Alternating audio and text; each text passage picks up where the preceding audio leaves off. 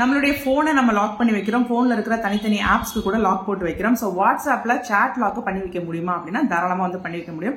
So என்னோட போனை நான் கம்ப்ளீட்டா லாக் பண்ண விரும்பல, இல்ல எல்லா ஆப்ஸையும் லாக் பண்ணி வைக்க விரும்பல, இல்லனா வாட்ஸ்அப்பையே பிரத்யேகமா லாக் பண்ணி வைக்க விரும்பல, சில பர்டிகுலர் விஷயங்களை மட்டும் தான் லாக் பண்ணி வைக்க விரும்புறேன் அப்படிங்கிறவங்க இந்த வாட்ஸ்அப் சாட் லாக் ஃபீச்சரை வந்து யூஸ் பண்ணிக்கலாம். சோ இதை எனேபிள் பண்றதுக்கு யாருடைய சாட்டை லாக் பண்ணுமோ அந்த சாட்டை வந்து ஓபன் பண்ணிட்டு மேல வந்து அவங்களுடைய ப்ரொஃபைல் இருக்கும் இல்லையா, அந்த பாரை வந்து கிளிக் பண்ணுங்க. கிளிக் பண்ணிட்டு கொஞ்சம் ஸ்க்ரோல் டவுன் பண்ணீங்க அப்படின்னா அந்த இடத்துல வந்து சாட் லாக் அப்படிங்கிற ஆப்ஷன் இருக்கும். சோ அந்த ஆப்ஷனை கிளிக் பண்ணுங்க.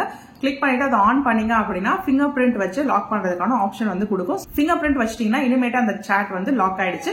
இந்த லாக் ஆன சாட்ஸ் எல்லாம் எங்க இருக்கும் அப்படின்னா ஆர்கைவ்டு சாட்ஸ் இருக்கு இல்லையா, அந்த வரிசையில ஆர்கைவ்டு அதுக்கு கீழே லாக் சாட்ஸ் இருக்கும். சோ அதை பிரஸ் பண்ணீங்கன்னா மறுபடியும் ஃபிங்கர் பிரிண்ட் வச்சு தான் அந்த சாட்டை நீங்க திறக்க முடியும். சோ உங்க போனை யாருக்கிட்டையாவது டெம்பரரியா கொடுக்குறீங்க, இல்ல வந்து போன் வந்து நிறைய பேர் யூஸ் பண்ணுவாங்க, சில பர்டிகுலர் சாட்ஸ் மட்டும் எனக்கு பிரைவேட்டா கான்ஃபிடென்ஷியலா இருக்கணும் அப்படின்னு நினைக்கிறவங்க இந்த மாதிரி ஆப்ஷனை யூஸ் பண்ணிக்கலாம்.